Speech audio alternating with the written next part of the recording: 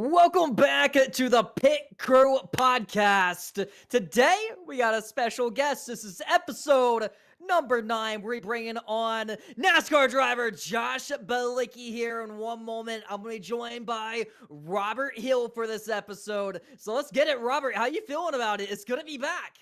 I am so glad to be back, Dustin. I missed you guys. Glad we had a couple weeks off there to let you guys go down and party there in Talladega, and now you're back. Now you're recovered. Took a couple days, but we're ready to go here. It's going to be a good one here tonight with Josh Bilicki. Absolutely. And with that said, let's go ahead and bring on Josh Bilicki.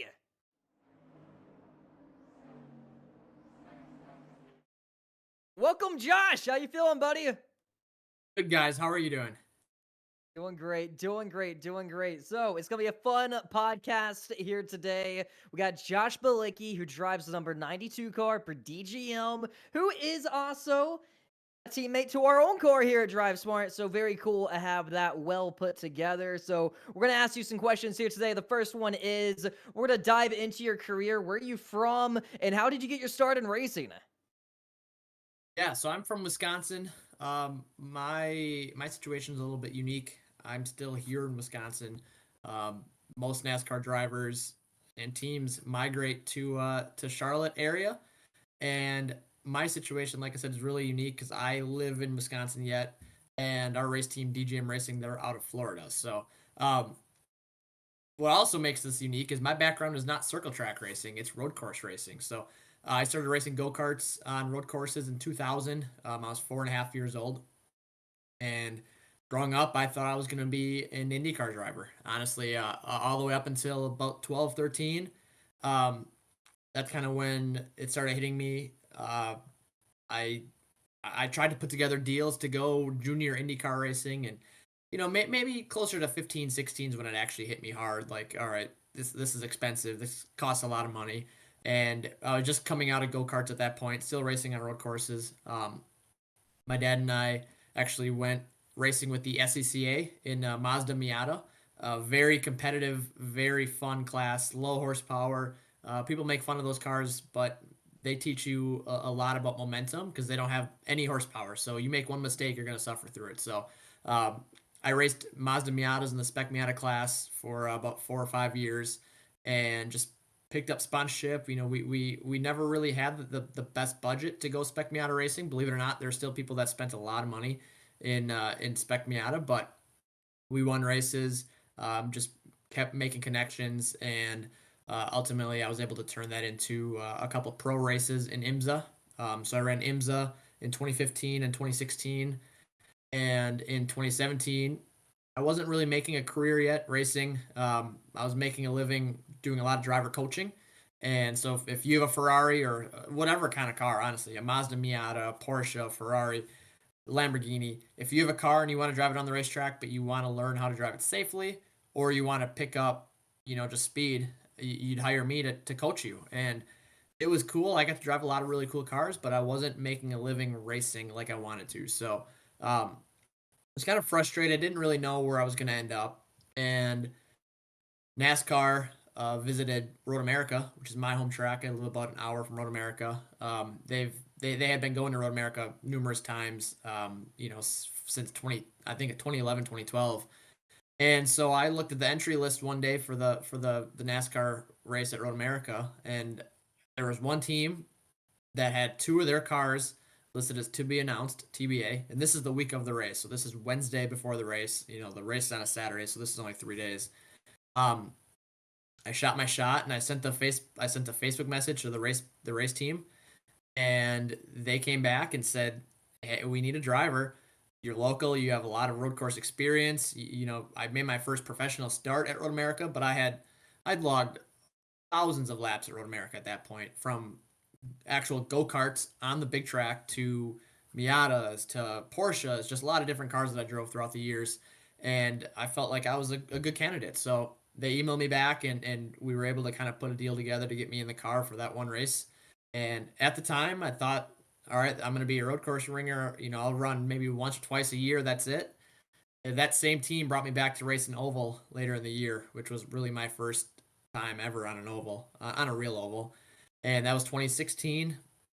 I just used a lot of connections I had and met more people inside the NASCAR industry. I met BJ McLeod, Rick Ware, and in 2017, I was able to put together more races in the Xfinity Series, but I also made my first Cup Series start with Rick Ware. So from 2016 to 2017, my career shifted from, all right, I'm going to go road racing to, all right, how do I make a career in NASCAR now? And it's something that I never really thought was possible because I had no circle track experience, honestly. Um, but I figured it out, and I think I just worked really hard. And in 2018, I went full time in the Xfinity Series, running all the races, picked up a pretty good sponsorship deal, and I haven't looked back since. And I just started my 200th NASCAR race at Circuit of the Americas last month. So that's a big milestone for me. I know there were some funny memes going on Twitter about maybe a couple weeks ago talking about. I think Dale Jr. brought it up. He's like, "Who cares how many starts you have?" For me, 200 starts it's a big deal for me, and I think that was pretty cool. So I made a big deal out of that. Just I don't come from a family that has a racing background. I don't come from money, and to have 200 starts in NASCAR's top three series, I thought was pretty cool. So this year I'm back with DGM Racing. This is our third year with DGM. Ran a part-time schedule in 22, 23, and now again in 24. So great group of people. I've been teammates of Kyle's before in the Cup Series. We both drove for Rick Ware Racing a little bit, and we've both dabbled and bounced around. But I think that we found a really good home at DGM Racing, and it's a lot of fun every time I get to drive one of the race cars. That's incredible how a Facebook message led through this entire NASCAR stock car career. Now, you talked about how your initial plan was to go IndyCar racing and stay on the road stuff. Well, do you ever have any plans of potentially maybe doing an IndyCar race if the right opportunity came along, maybe a Indy 500 or anything down that route? Or at this point, at this stage of your career, are you fully committed to NASCAR? I wouldn't say no. Um, I definitely would need seat time for that. I've been very blessed, and I've driven a lot of different race cars, and I don't have much experience in open wheel cars, and I've been lucky to where I've driven downforce cars, some prototypes, and some cars that have downforce, but nothing like an Indy car. So, for me to do the Indy 500, I'm not going to say never. I might have a sponsor one day that says, "All right, let's just do it." And I have, I've raced against teammates that have ran the Indy 500. James Davison and Sage Karam, and both are extremely talented, well-versed drivers. They can run. They were competitive in NASCAR. They were competitive in IndyCar, sports car racing. I like to think I'm very versatile. I'm racing a road course. When I'm not in NASCAR, I'm racing on dirt, road courses still. So I like to think I'm versatile, but it would definitely take me a little bit longer to figure out an open wheel car at the Indy 500. But if somebody gave me that opportunity, I would not say no. Absolutely. That's incredible. It's always good to have them doors open. Now, in past years, you have ran quite a few cup races for various teams. This year, you have taken the step down to the NASCAR Xfinity Series, and you said you felt like you have found a home with DGM. Do you feel like you have found a home with the NASCAR Xfinity Series, or is the goal to jump back to the Cup Series as soon as possible? Yeah, no, so I really enjoy racing in the NASCAR Xfinity Series. The cars are fun to drive. It's fun to be competitive and race inside the top 20 and top 15. On a good day, inside the top 10. We had numerous top 10 runs last year. DGM Racing, they can put together a top 10 car. You just saw Kyle Weatherman finish top 10 at Dover. And we ran inside the top 10 at numerous occasions last year, and that's a lot of fun.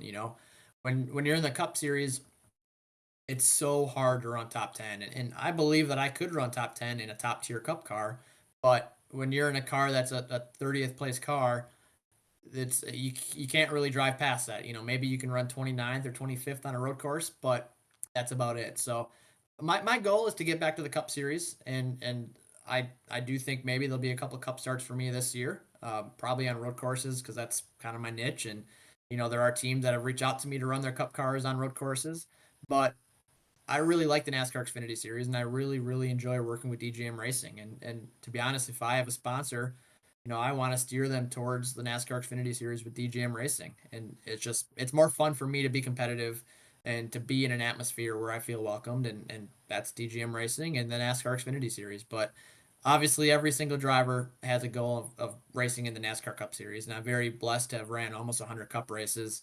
And I want to get back one day, but I don't want to just to do it, just to ride around in 30th. So we'll see what happens. I'm pretty content where I'm at right now. I think the next goal for me is to try to put together another full season. I've been full time in the Cup Series. I've been full time in the Xfinity Series, and since then the sport has changed a little bit, and costs have just risen, and it costs a lot more than it does a couple years ago. So, right now I'm working on sponsorship deals for this year, but also just trying to plant that seed for 2025. Absolutely. So I'm going to pass you over to Robert Hill. He is our stat guy. This guy pretty much knows NASCAR Wikipedia right from the top. So I'm going to go ahead and pass it over to Robert Hill.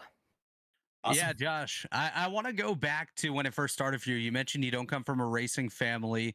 What got you into racing in the first place? What made your parents or whoever put you into a go kart or whatever for the first time actually want to do that? Yeah, so when I say I don't come from a racing family, I more or less mean that my dad, he didn't race for a living. Yeah, My dad grew up a race fan.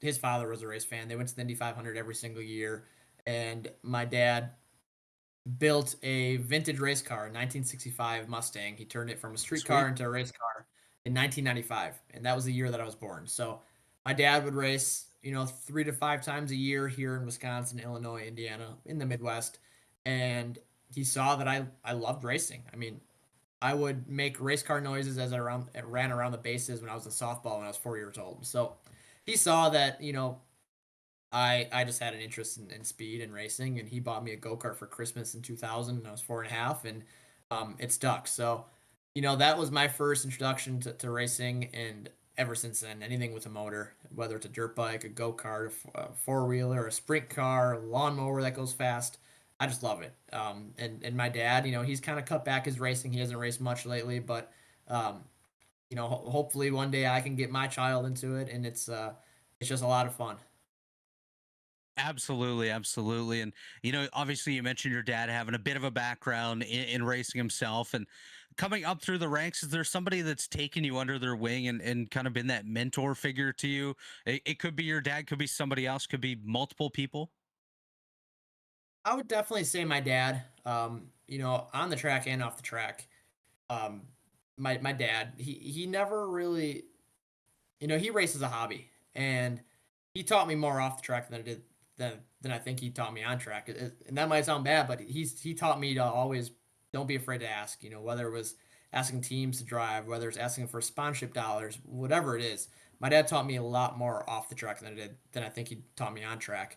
On track, it was always kind of every man for themselves. Unfortunately, we've had a lot of help through the years, and one person I look at as a sponsor of mine, Trimtex Drywall Products.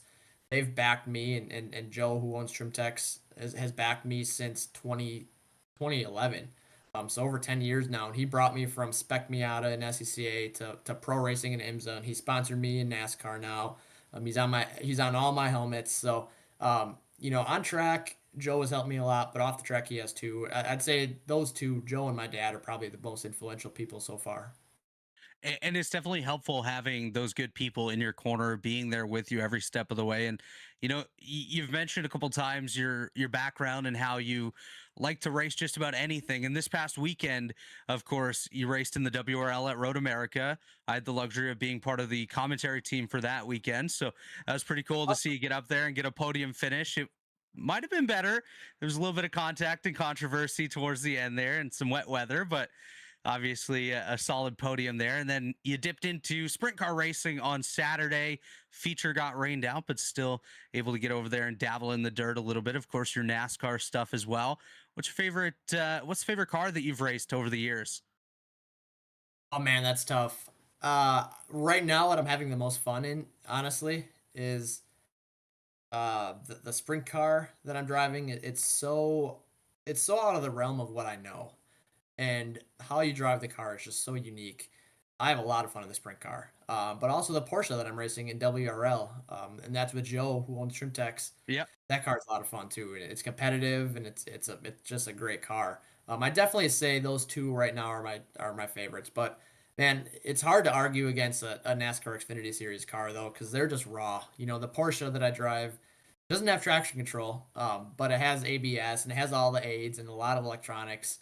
The NASCAR Xfinity Series car is just raw. It's kind of like the sprint car where there's no driver aids, and I really like that. It's hard to drive. It has a 4-speed gearbox, which it'll bite you if you're not smooth with your shifts, and the car itself is just it's a monster, kind of like the sprint car. So um, there's not a race car I don't enjoy driving. Let's just say that. Yeah, it's definitely fun to be able to dabble in a bit of everything and get your feet wet. It helps as a driver as well, being able to handle different situations and whatnot. But going from one type of race car to another, sometimes even multiple in a weekend, what are the challenges as a driver that you face having to adapt so quickly from one to the other? Yeah, so I look at this past weekend where I ran a Porsche in WRL and then a Yeah. sprint car. The cars are they're so different that I don't struggle with those changes. I struggle more when I run Cup and Xfinity on an oval. Just the cars feel so different. I think the last oval I did, the last the double duty oval I did was Michigan in 2022. So it's been a little bit now. But the cars just drive so different now in the Cup Series. I struggle going from the Xfinity car to the Cup car, back to the Xfinity car, back to the Cup car, just because the Xfinity car is still that old school, big tire gearbox, the 4-speed gearbox. You drive it a little bit looser. The Cup car is just so tight, and it's just a different car now.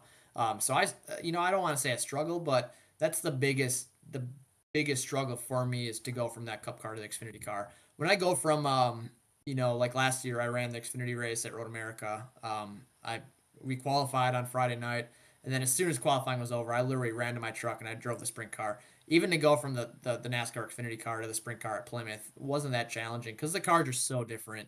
It's just the closer they are, it'd be like going from an Indy car to an Indy Lights car. There's differences, but they're very minute, and it's hard as a driver to go, at Road America and adjust your braking zone by just 50 feet and have a little bit less grip through the carousel and the kink. That's harder for me than it is to go to, Plymouth when I've been racing at Road America all day. Definitely makes sense, and the differences would be a little tricky to adapt to. You have different braking points, different throttle points, and all that you have to adapt to throughout the weekend. But I'll toss you back over here to Dustin real quick, see what Dustin has for you, and then I'll have a few more for you later. Awesome. Sure. So you have some very loyal sponsors, Insurance King being one of them, that has stuck with you for what feels like your entire career. Can you talk about the importance of what a loyal sponsor has done for you in your career? Yeah, so I have a lot of loyal sponsors. A lot of my sponsors have stuck with me throughout, yeah, my entire career. Trimtex being one of them that has taken me from amateur road racing to pro racing in IMSA to NASCAR, and they're still with me every single year. And Insurance King has been with me since 2019. They've been a primary on my car every single year. This sport needs sponsors, and you need sponsors to go racing. I don't have the luxury of having family money, so I try to make sure all my sponsors are happy on and off the track. I'd say off the track, honestly, is probably more important than on track. Obviously, everyone wants to win, but we have realistic expectations of what a win is for us. Wins for us sometimes at DJM Racing are top 10s, top 15s, top 20s, depending the track. And my sponsors understand that. And I think I keep the relationships off the track, you know, so close that that's one of the reasons why they are loyal and they come back. Obviously, if I'm doing something wrong for 5 years in a row, I don't think Insurance King would be back. So, yeah, many of my sponsors have been with me since my amateur days and since my first days in NASCAR. And there's only been a handful that I've lost or that haven't come back.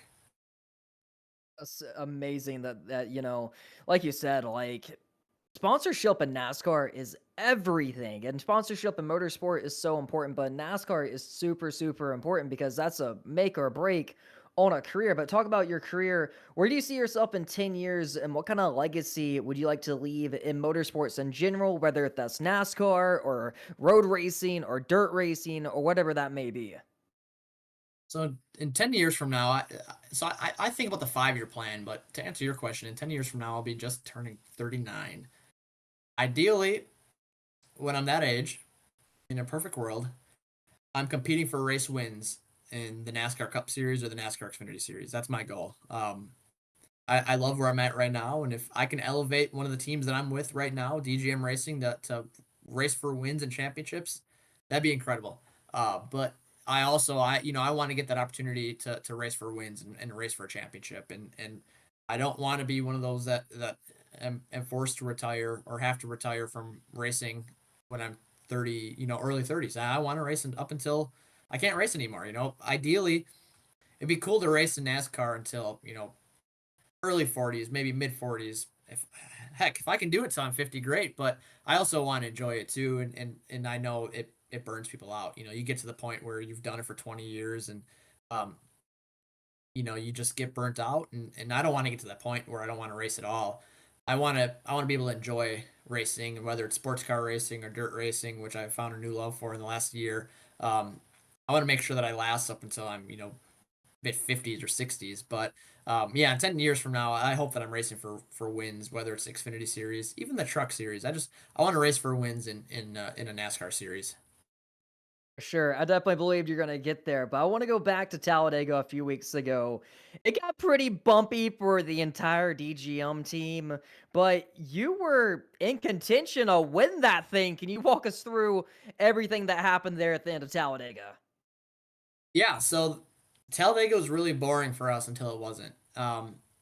We raced at Daytona earlier in the year, and I was minding my own business at Daytona, and I think middle of stage two, I got drove into, I got ran over, and it killed our race. And so we went into Talladega thinking same mindset, but we are actually going to hang back. We want to be there at the end of stage three.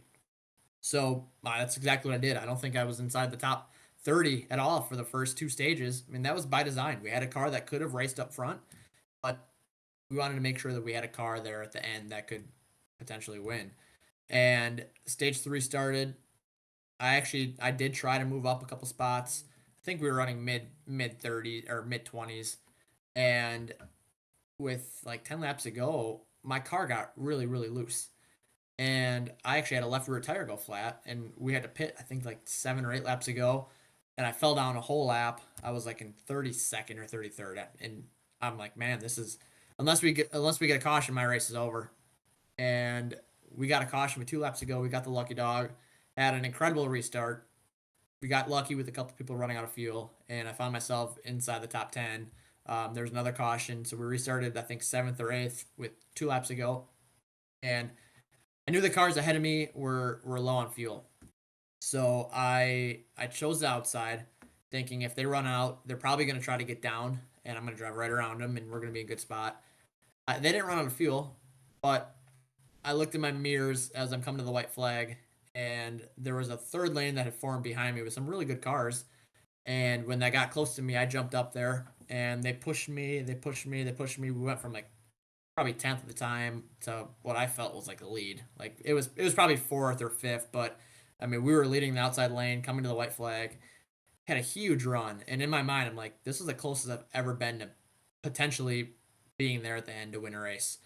And as soon as we crossed the white flag, took the white flag, all my help behind me dropped down, and I was the only one in that third lane. Couldn't merge because they had all dropped down, and I went from I think seventh or sixth all the way back to 16th, and that's where we finished. By the time I got my momentum back, the race had finished just about. So yeah, roller coaster of emotions. I know I saw Kyle was obviously involved in a couple of wrecks. I mean, it's just a hit or miss. I've been there to where we've raced really hard, and we've been inside the top 10 and top 15. Last year at Talladega, the same race, Insurance King was on my car. We restarted 10th with like 3 laps to go, and we were collected in the big one, and we didn't finish the race. So um, some of it's luck, some of it's who you got helping you, and as a small team, we don't always get the help like the other Chevy teams. So sometimes you got to fend for yourself, and I took a risk by jumping up in the third lane, hoping that they would stick with me, and they pushed me for about a half a lap, and then they all kind of abandoned me, and it's every man for themselves at that point. But yeah, pretty cool to be in tension there for a little bit. Talladega is always such a scary track to watch as a fan. I can only imagine as a driver. But my next question is, since you said that you were more into IndyCar growing up, I'm curious if you had a favorite NASCAR driver. If not, who is your favorite IndyCar driver? I did. So my drivers growing up were Jeff Gordon, I loved his race car. It was colorful, and he was winning races. And also Michael Schumacher. You know, he had a bright red car. And he was winning every Formula One race that I watched when I was young. So those two were my favorite drivers. I wanted to be a Formula One driver up until I was 10, and then I realized, all right, this is out of reach. Maybe I was a little bit older than that, but as soon as I realized I can't, you know, I need to be in Europe right now. That's when my mindset shifted. All right, how can I go IndyCar racing? And then when I think I was a sophomore, maybe a sophomore or a senior in high school. I emailed an Indy Lights team, a Wisconsin team here, and I set up a meeting. My dad and I drove to that meeting. We got in that meeting, and they basically said, "This is how much money you need to bring."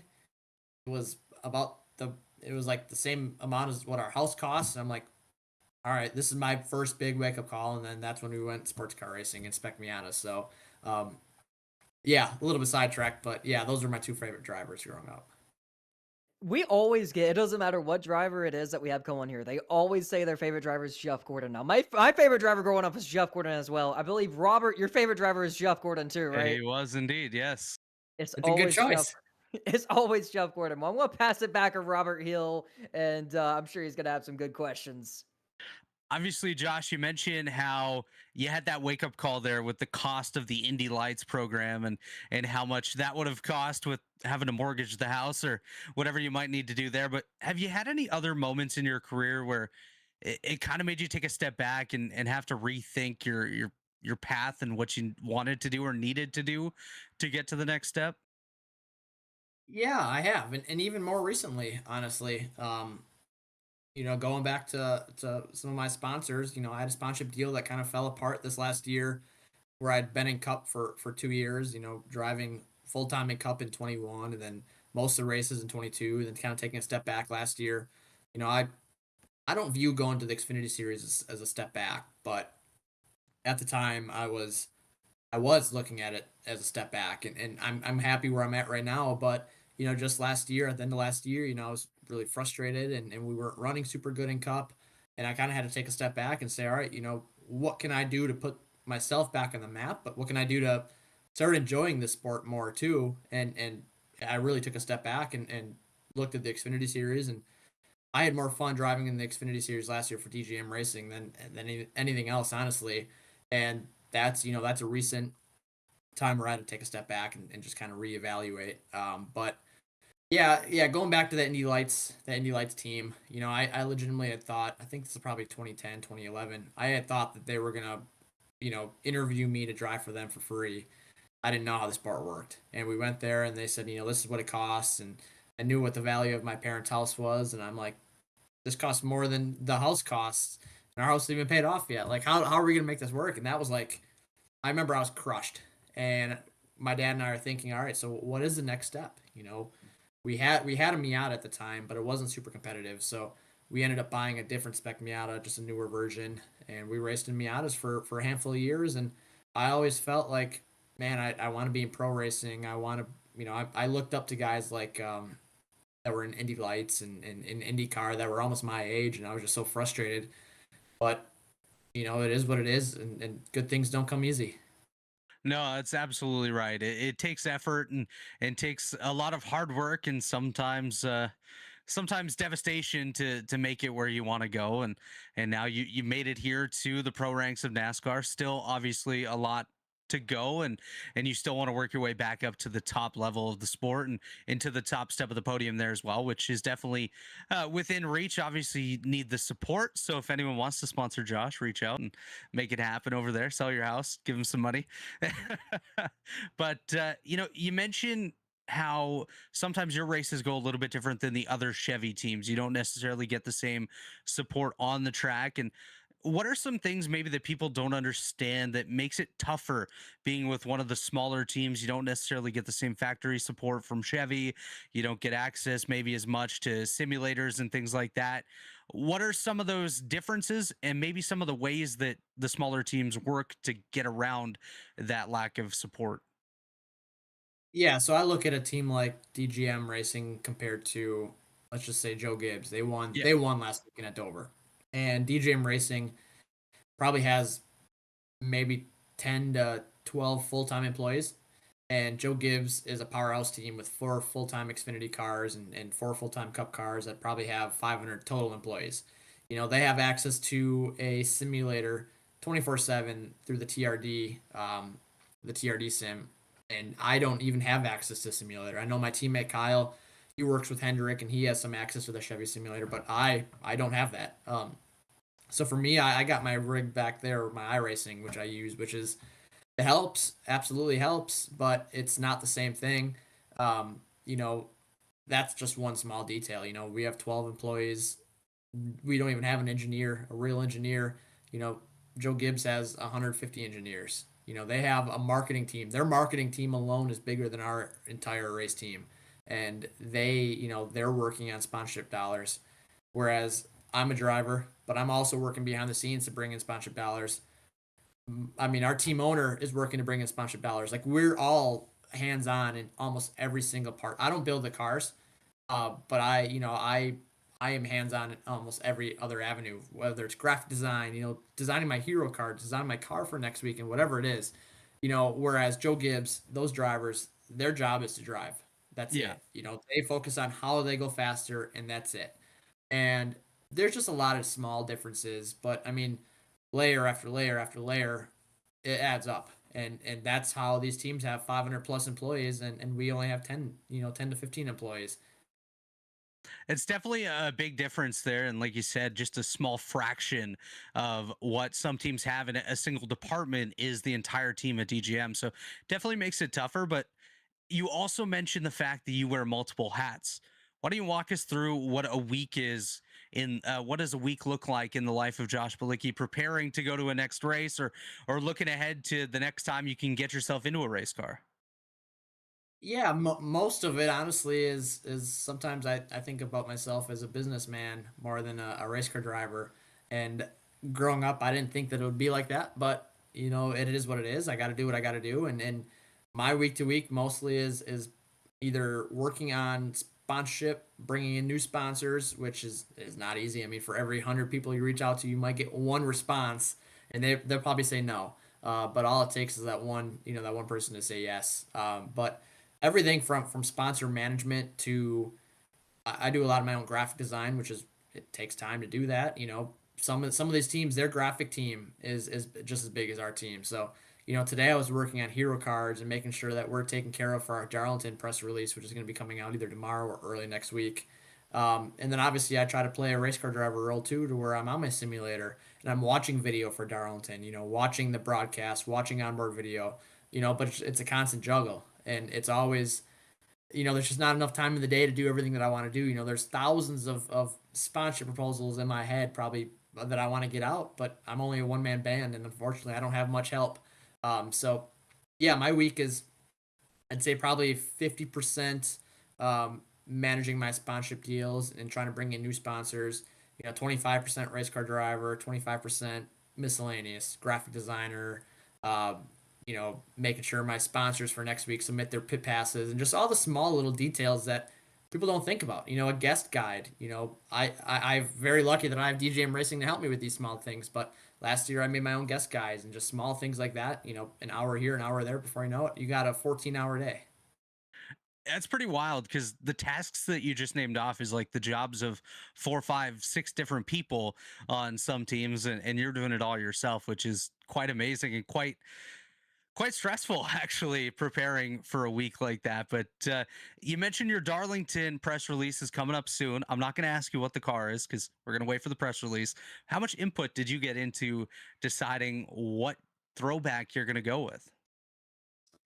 Actually, this sponsor sponsored a car about 10 years ago, Okay. and I had pitched this sponsor. It's a new sponsor for me. It's not a new sponsor for NASCAR. I pitched a sponsor a different throwback, which I designed and I rendered up. Every sponsorship pitch has its own rendering. So if you tell me, hey, Celsius, they want to sponsor you, Josh, put together a rendering of the car. I'll put together a rendering of the car. So that takes time too. But I had sent the sponsor a pitch with actually a Jeff Gordon throwback, and they came back and said, actually, we have an idea. So I unfortunately didn't have any input in this one. I'm okay with it. The car looks phenomenal. I'm super excited to share with you. it's a very true, like very, very true throwback. The number's different, but we even have some major, major associate sponsors on the car that was actually on the car back in 10 years ago That's too. awesome. So it's super cool. Actually, a sponsor that I never would have thought would be sponsoring me. So yeah, we're hoping to either have it released tomorrow on Friday or early next week. It came together last minute. We got approval last minute, so I mean, I pull in some help for some graphic design. I ran out of time, and I pulled in my buddy Tim Dolbin. He'll be whipping up a graphic probably as we speak right now. So if it's ready in time, we're gonna try to release it tomorrow. That's awesome, and definitely looking forward to seeing what you guys have cooked up. But on the topic of throwbacks, obviously this one, I think this one might be one of your favorites. Sounds like you're pretty excited about it. But other than this particular car, the ones you've run in the past, what's been your favorite throwback that you've had the opportunity to run? And was it something that you suggested? Yeah, so I've been very fortunate to have run a lot of really cool paint schemes. Throwback paint schemes.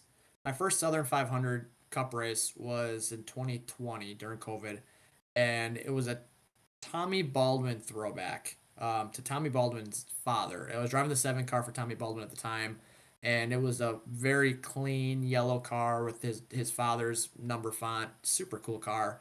That car was an Insurance King car. So Insurance King has always been really good about adjusting their logo and the colors, and I love that. Obviously, if you have a very modern logo on an old car, sometimes it just doesn't work. But Insurance King let me mock up numerous different cars. So that was 2020. That was a really cool one. All the throwbacks I've had at Darlington have been really cool. So that was 2020. 2021, I was full time at Cup. We ran a Rusty Wallace throwback, which was my idea. I designed it. I kind of changed my sponsors' logos around to make it look like the Rusty Wallace font, which was pretty cool.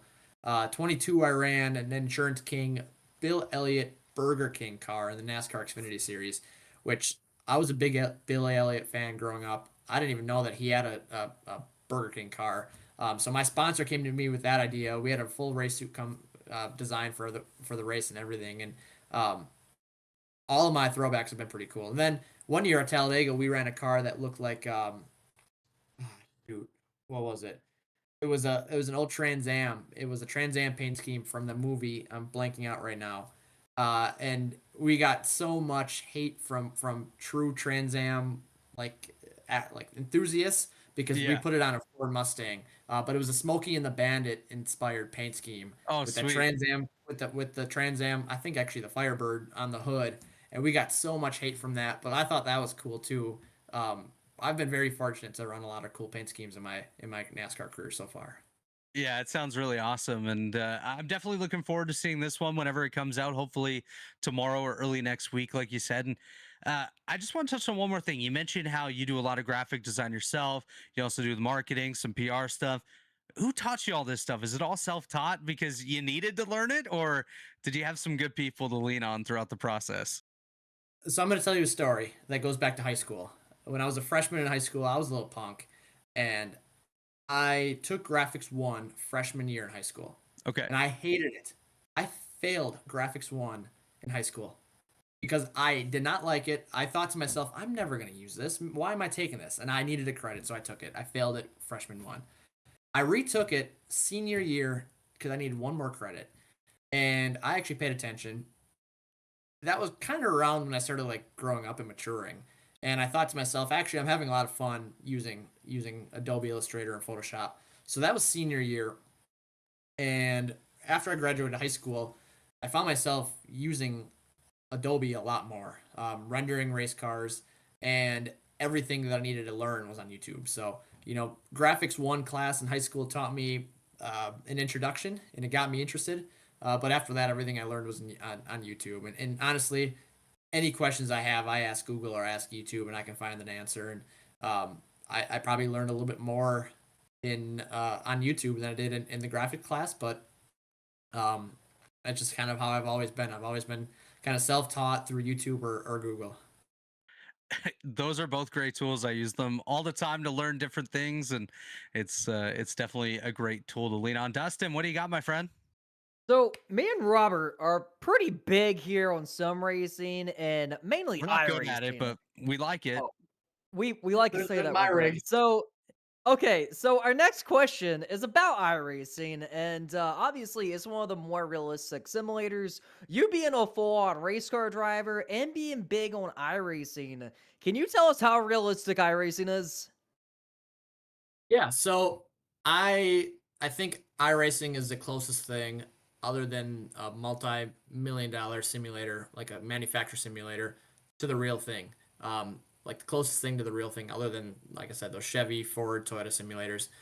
I think it's a really, really good tool. And for me, if I'm gonna go drive at Road America, let's just say in the NASCAR Xfinity Series, I'm gonna run iRacing for as many hours as I can. If I could run 10 hours before that weekend, that's a tool. What I'll do is I'll go on onboard, I'll go on YouTube or I'll go on the NASCAR members website and I'll pull up onboard video from last year's race at Road America and I'll compare notes. All right, what's the difference from iRacing to last year's video?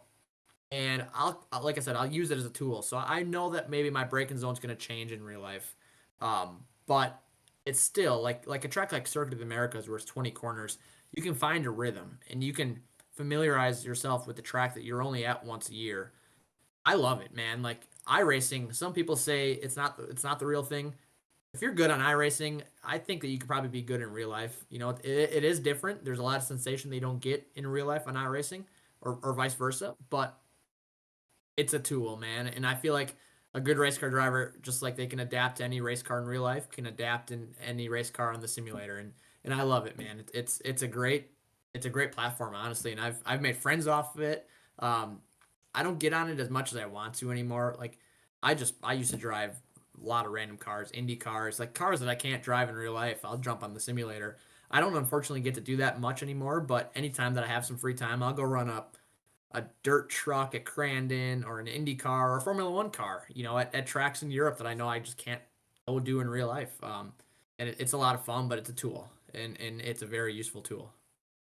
Yeah, I always felt like any driver coming up, that's the best tool because getting, lap times down and also just getting track time, without being on a budget or taking chances of tearing up a car is such a good opportunity and such a good tool. But my next question is, you've been racing for some time, whether if that's go-kart or going into oval racing or road racing or dirt racing. What is the biggest lesson you have learned in your racing career? Uh, Man, there's a lot. I'd say obviously working hard, but that's a given. Don't burn bridges.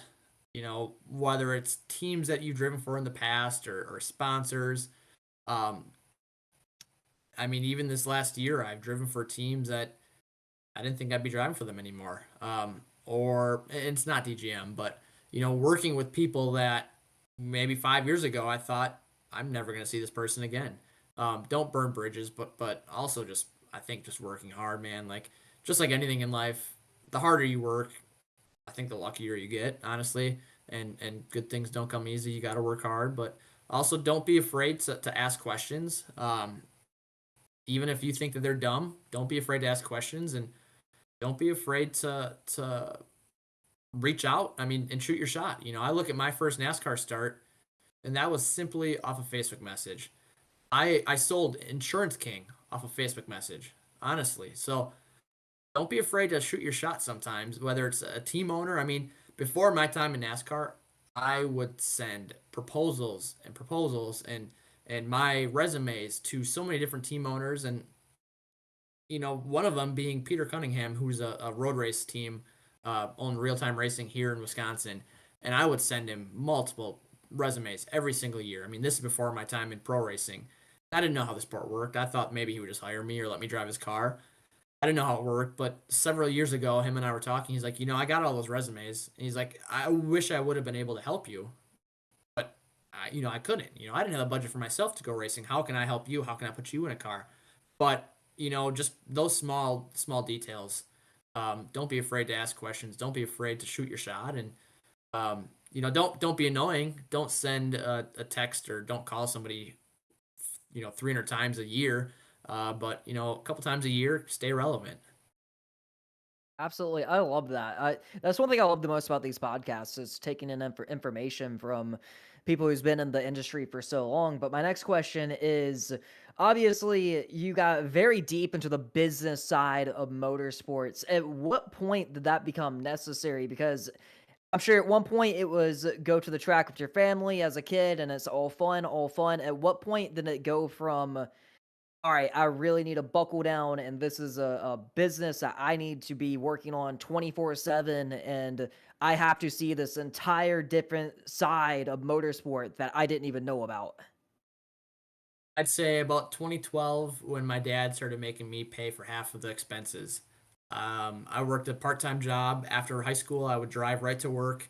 I'd work for 8 hours after I just went to high school for 7 hours, and I had to pay for half my expenses, tires, the entry fee. My dad helped me out a lot, and I wouldn't be here without my dad. But at the end of the day, racing is expensive, and my dad couldn't foot the bill himself either. It just is expensive. So I worked hard, and I quickly realized, man, if I want to take this to the next step, I gotta buckle down and find partners, sponsors. And my dad helped me with that. My dad's the one that told me don't be afraid to ask. And don't be annoying about it, but don't be afraid to ask. Don't be afraid to send proposals, send letters in the mail. And it was about 2015, 2014, 2015, is when I really buckled down and said, all right, I really need to get serious and just learn more about the business side of the sport, because without sponsors, I'm not going to be able to race.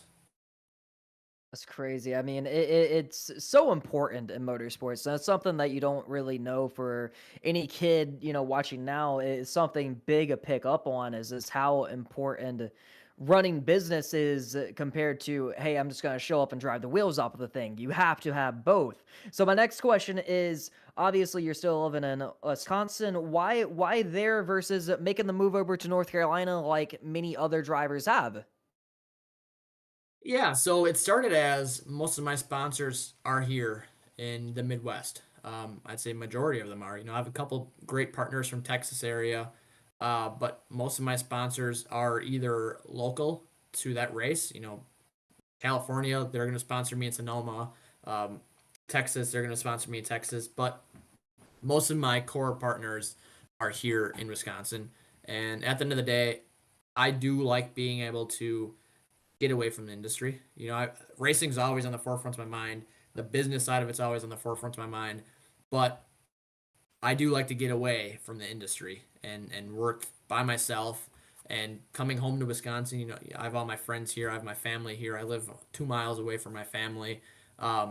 It's nice to be able to get away, but still work hard on being in the industry.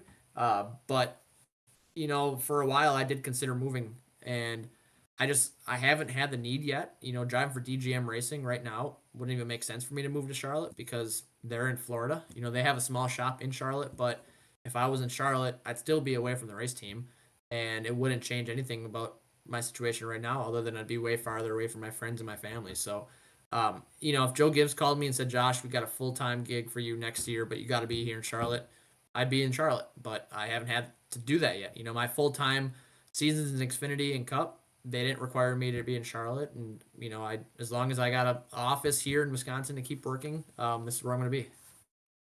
One final question before I send you back over to Robert for the final time is, do you got any tracks that stand out to you where you're like, hey, this is my track, this is my best track, I've always been super good here? I feel like I got some on iRacing where I'm like, hey, this is mine. So I'm wondering if you got any in real life of where that is just your track that you feel like is hands down your best every time you go there. Road America for sure. A good example is I just drove almost 9 or 10 hours the last weekend. From Thursday's test day to qualifying on Friday to Saturday and Sunday. I just have so many laps of Road America. I feel like I could drive it with my eyes closed, and I really do feel like that. Circle tracks, there's a couple tracks that stand out. I've always been good at Martinsville and Bristol short tracks, two different short tracks. I mean, Bristol high banked, fast. And also Pocono. Pocono being a pretty unique track. I've ran really well there in Cup. I've ran really well there, what I feel, in Xfinity.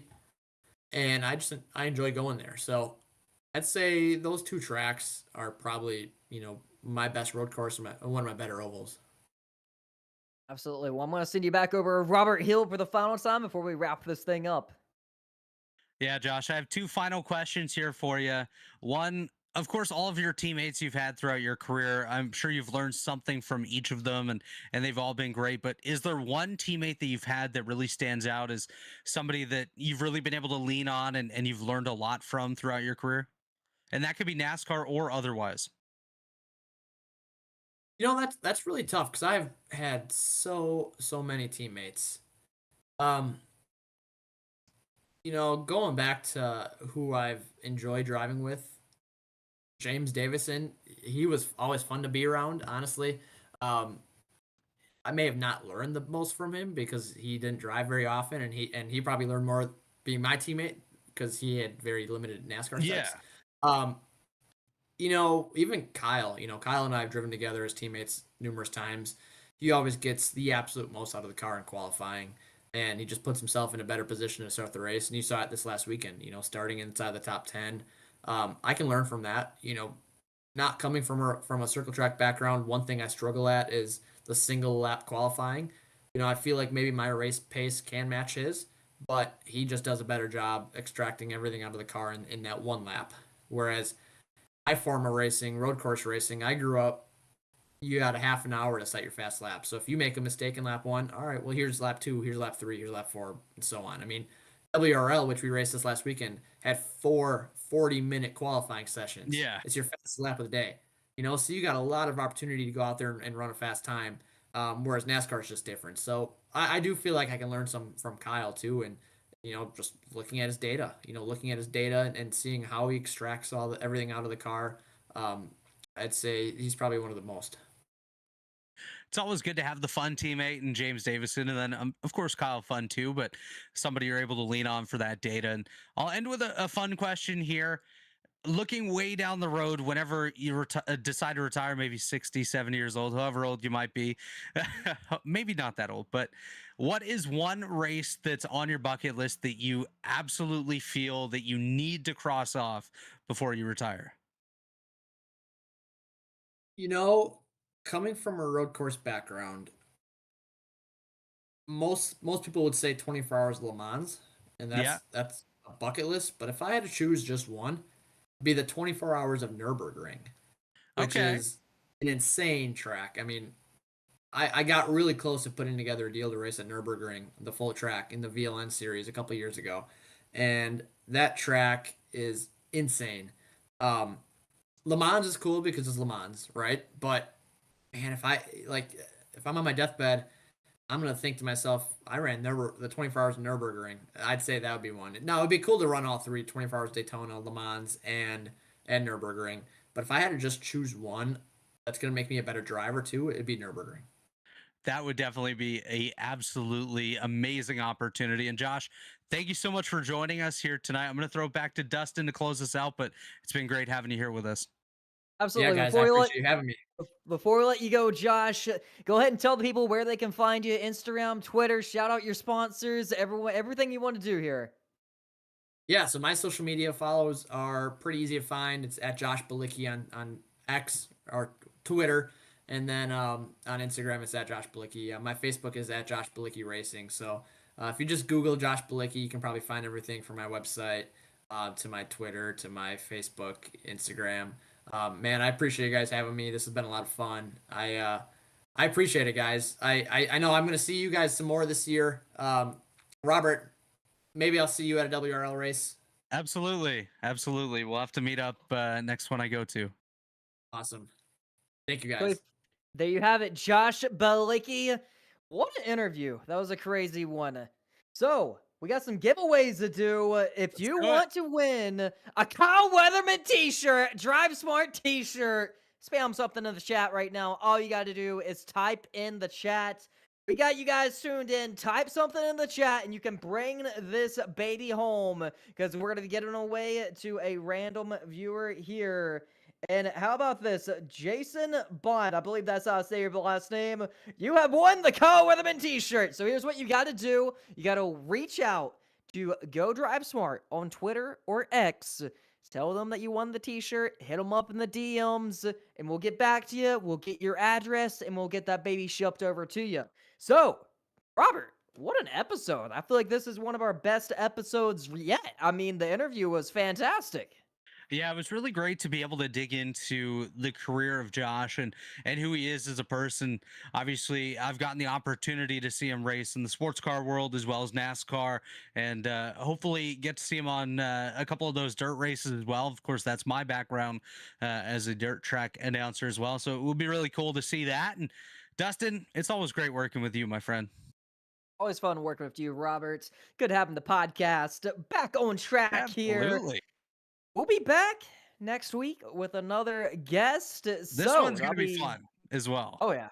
Oh yeah. We'll be back for episode number 10. But this is a wrap for episode number 9. I appreciate all you guys for tuning in here tonight, and we'll catch you all in the next episode.